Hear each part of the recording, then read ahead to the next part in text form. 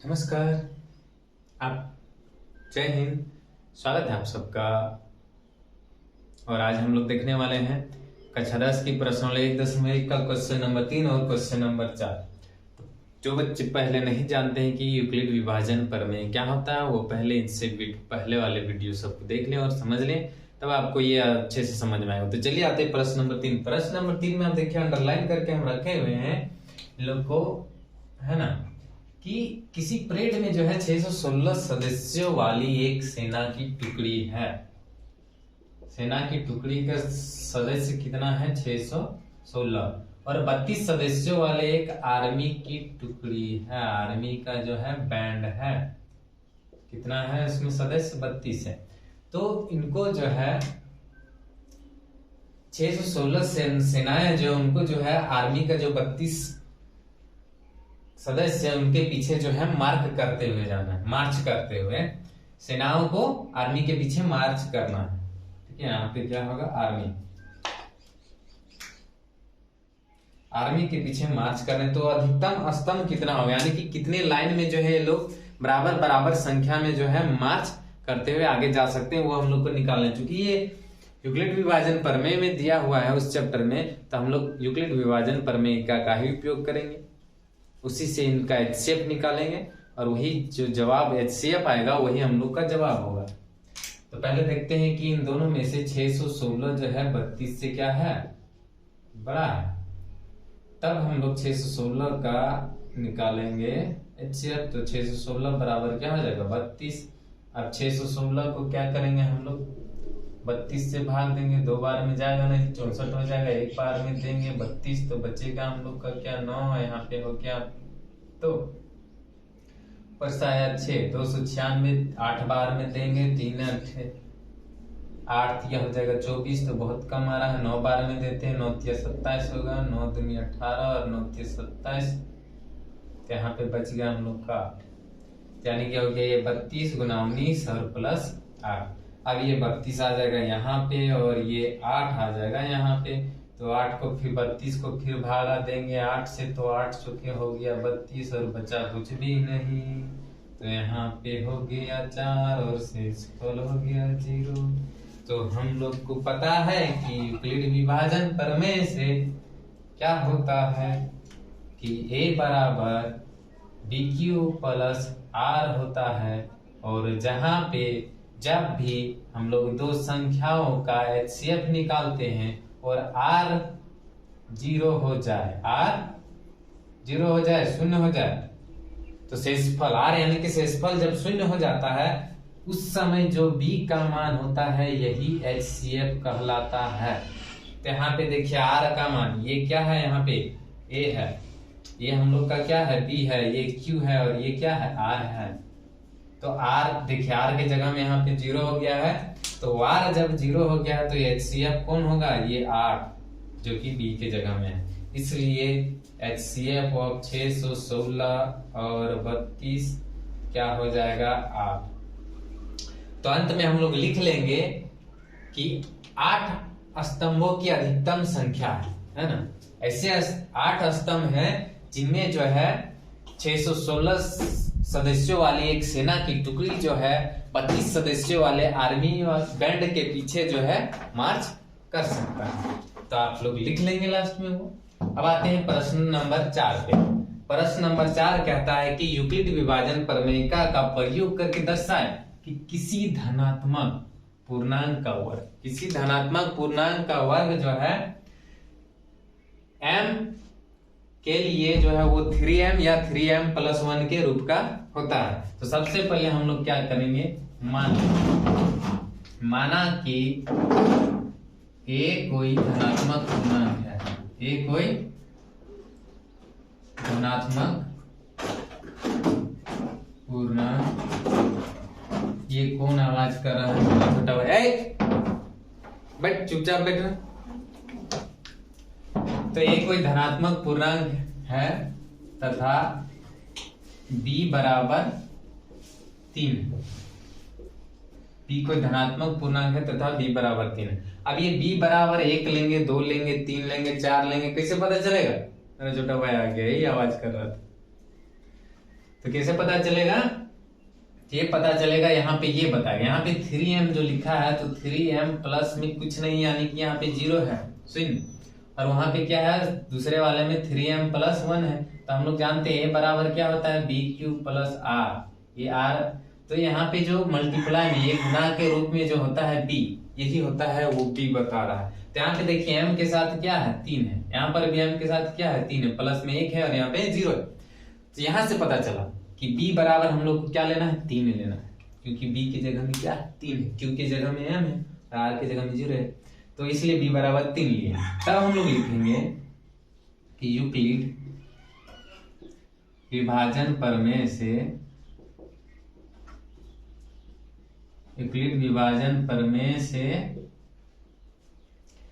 a बराबर क्या हो जाएगा, क्योंकि a बराबर क्या होता है, यूक्लिड विभाजन प्रमेय से a बराबर बी क्यू प्लस आर, जहां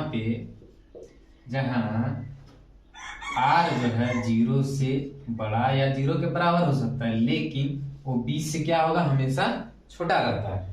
तब यहाँ पे जो है हम लोग का a है और b बराबर क्या है, 3 है, तो इसलिए a बराबर क्या हो जाएगा, b की जगह हम लोग 3 रखेंगे, तो हो गया 3 और q और प्लस r। तो जहाँ पे फिर से इस वाले में भी रखेंगे, तो 0 का तो 0 रहा, r का r रहा, और b की जगह में क्या रखेंगे, 3, क्योंकि b बराबर लिए हैं 3।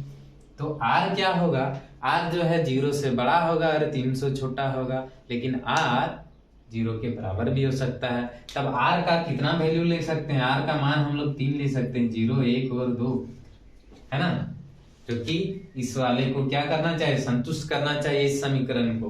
तो r किसके हो सकता है, 0 के बराबर या उससे बड़ा। कितना बड़ा, 3 से छोटा, तो r बराबर 0, 1 और 2 हो गया, ठीक है। तो अब इस r का मान जो है हम लोग इस समीकरण में रखेंगे, इसको मान लेंगे समीकरण 1 और इसी में रखेंगे। हाँ, आपको लोग कॉपी में लिखेंगे तो ये चीज जो है आप इस समीकरण के बाद लिखिएगा, ऐसे ये जो है, मतलब आप लोग इसको ऐसे लिखिएगा, कॉपी में लिखिएगा, तो इसको तो इधर समीकरण 1 मानेंगे, तो इसको आप लिखेंगे, जहां इसके नीचे लिख दीजिएगा कि r जो है 3 से छोटा होगा या 0 से बड़ा और 0 के बराबर हो सकता है। तब r बराबर कितना मान हो गया, 0, 1 और 2 हो गया। तब r का मान जो है हम लोग रखते हैं अब समीकरण 1 पे, और r का मान जब समीकरण 1 में रखेंगे तो हम लोग को देखेंगे कि उसमें क्या क्या हम लोग का मिलेगा। तो रखते हैं r बराबर 0, है ना, समीकरण 1 में रखने पर r का मान समीकरण 1 में 0 रख देंगे, तब क्या होगा, a बराबर क्या हो जाएगा, 3q और प्लस r का मान रखना है 0, तो प्लस r, तो प्लस हो गया 0। तो अभी जो है इसका वर्ग कीजिए। देखिए प्रश्न बोला था किसी धनात्मक पूर्णांक का वर्ग, और a को क्या माने, हम लोग कोई धनात्मक पूर्णांक माने हैं, तो उसका वर्ग भी करना पड़ेगा। धनात्मक पूर्णांक का वर्ग बोल रहा है, तो धनात्मक पूर्णांक हो गया a, तो इसका हम लोग को वर्ग बनाना है, उसको छोड़ो, चुपचाप बैठो। तो ये हो गया, इसका वर्ग करना पड़ेगा, तो ये हो गया 1 का स्क्वायर। तो इसमें इधर वर्ग करेंगे तो इसका भी वर्ग करना पड़ेगा, तो इधर हो जाएगा 3q का वर्ग। तो जब 3q का वर्ग करेंगे तो हम लोग को क्या आ जाएगा, तो a स्क्वायर बराबर आ गया हम लोग का 9q स्क्वायर, यानी कि इसको हम लोग लिख सकते हैं 3 इंटू 3q का स्क्वायर।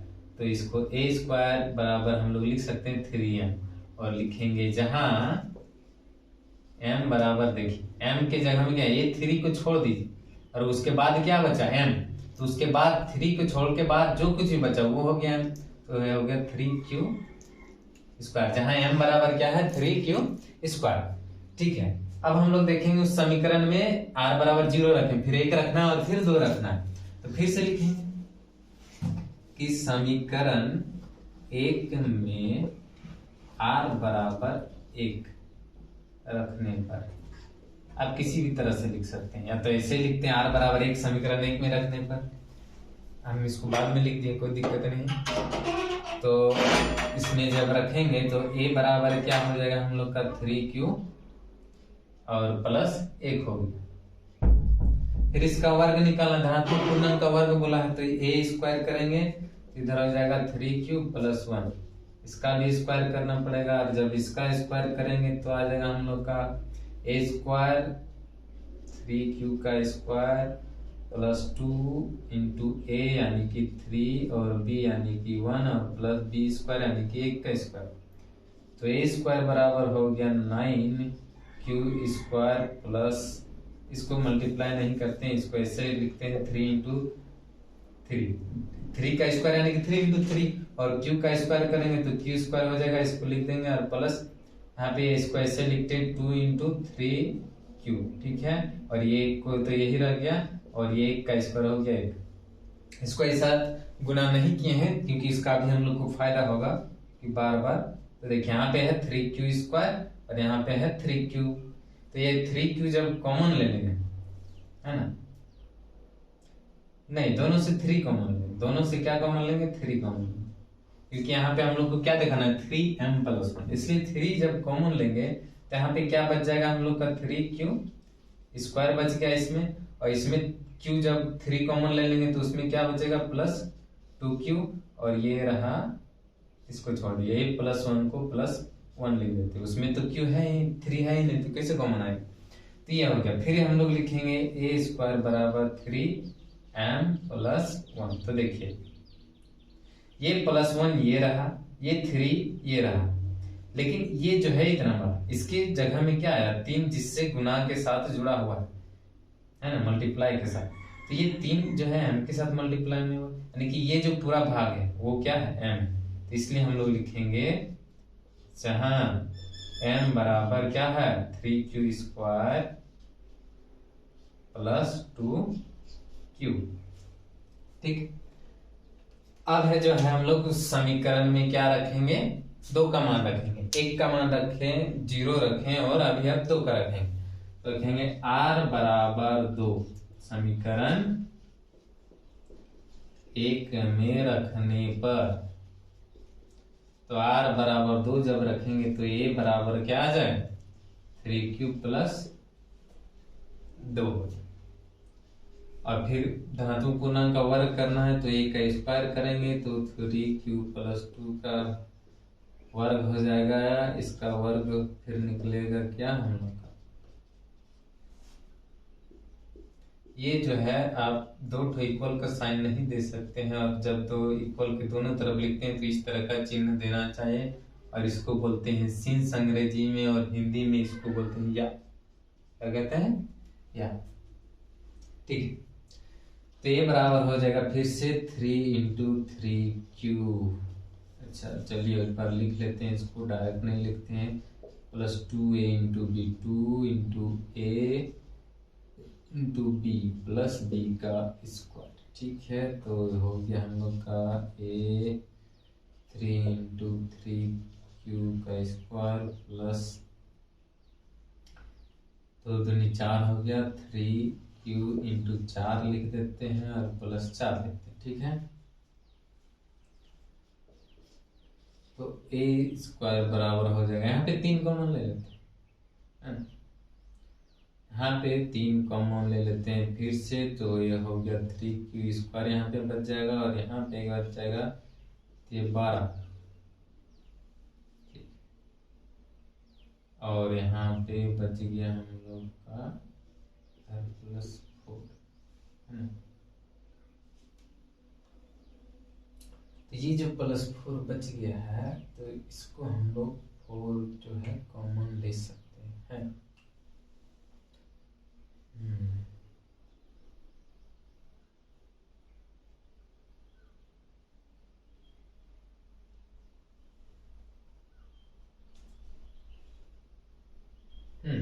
इस 4 को जो है हम लोग लिख सकते हैं, देखिए इसको हम लोग इसको मिटा रहे हैं, इस 4 को हम लोग क्या लिख सकते हैं 3 प्लस 1 लिख सकते हैं ना, तो इसको लिखेंगे 3 प्लस 1, फिर बनेगा, ऐसे नहीं होगा। तो हो सकता है ये आपको समझ में आएगा, तो ऐसा नहीं हो रहा था तो हम लोग क्या किए इसी को लिखेंगे, फिर से लिखेंगे 3 into 3q² plus 3q into 4 plus ये जो 4 है इसको हम लिख सकते हैं 3 + 1 है कि नहीं, इसको लिख सकते हैं। और फिर जब ए का वर्ग करेंगे तो यहाँ पे आप 3 जो है कॉमन ले लेते हैं। अब 3 कॉमन ले लेंगे तो यहाँ क्या बचेगा 3q², यहाँ से 3 कॉमन ले लेंगे तो बचेगा 4q, नहीं हाँ 4q बच्चा, और यहाँ पे 3 हट जाएगा तो बचेगा 1, और ये रहा +1, ये वाला 1 यहाँ, और यहाँ से 3 कॉमन ले लिए तो 1 बचेगा। तब जो है a का वर्ग बराबर हो जाएगा 3m + 1, ठीक है। जहां m बराबर क्या होगा कि 3 की जगह में 3 और ये +1 यहीं रहा, तो ये जो है ये इसकी जगह में क्या आ गया है ये m, तो इसलिए m बराबर हो जाएगा 3q² प्लस 4q प्लस 1। तब इस प्रश्न पर आए, तब इस पर गौर कीजिए फिर से। यूक्लिड विभाजन प्रमेय का प्रयोग करके दर्शाना है कि किसी धनात्मक पूर्णांक का वर्ग किसके रूप का होगा, m के लिए जो है 3m या 3m + 1 के रूप का ही होगा। तो हम लोग देखें कि a कोई धनात्मक पूर्णांक वर्ग लिए, जहां b बराबर 3 है, और b 3 कैसे लिए वो भी पता है। फिर बाद में हम लोग देखें कि यूक्लिड विभाजन प्रमेय का जब प्रयोग किए तो a बराबर हो गया 3q + 1, और उस बोल रहा था धनात्मक पूर्णांक का वर्ग, तो उसका जब हम लोग वर्ग भी किए तो वर्ग किए तो क्या आया 3q², यानी कि उसको लास्ट में इसका वर्ग देखिए क्या आ गया, उसको हम लोग किस रूप में लिखे हैं, उसको 3m के रूप में लिख दिए हैं, है ना। और फिर r बराबर जब 1 भी रखें, r बराबर जब 1 मान रखें, उस समय भी देखें उस धनात्मक पूर्णांक कौन था a, और उसका फिर वर्ग किए, तो उसका वर्ग जब किए तो a बराबर क्या आया है 3m + 1 आया। तो ठीक है, एक बार आया ये वाला 3m जब 0 रखें, फिर जब 1 रखें तो क्या आया 3m + 1 ये वाला आया। फिर जब 2 रखें उसी के में समीकरण 1 में r बराबर 2, तो फिर से क्या आया है a उस धनात्मक पूर्णांक का वर्ग 3m + 1, है ना। तो उस धनात्मक पूर्णांक में जब r बराबर 0 रखें तो वो आया 3m के रूप का, उसको हम लोग लिख सकते हैं 3m के फॉर्म में। फिर r बराबर 2 रखें तो अब लिख सकते हैं 3m + 1 के रूप में, और 2 भी रखते हैं और 1 रखें तो 3m + 1 है, और 2 भी रखें यहाँ पे तो क्या आया 3m + 1। इसका मतलब यह तय है कि हम लोग जो है किसी भी धनात्मक पूर्णांक का वर्ग को अगर किसी पूर्णांक m के लिए अगर उसको लिखना चाहे किसी रूप में, तो वो रूप कैसा हो सकता है, सिर्फ 3m या 3m + 1 के रूप का ही हो सकता है, और वो अभी हम लोग यहाँ पे देख चुके हैं, है ना। तो ठीक है, अब हम लोग मिलेंगे अगले वीडियो के साथ और अगले प्रश्न को बनाएंगे, प्रश्न नंबर 5, और उसके बाद प्रश्नावली 1.2 का वीडियो सब देखेंगे। कोई दिक्कत है समझने में तो आप कमेंट करके पूछ सकते हैं, और फिर हमको आपके समस्या का समाधान किया जाएगा, जो भी डाउट है उसको क्लियर कर लिया जाएगा। धन्यवाद। जय हिंद, जय भारत।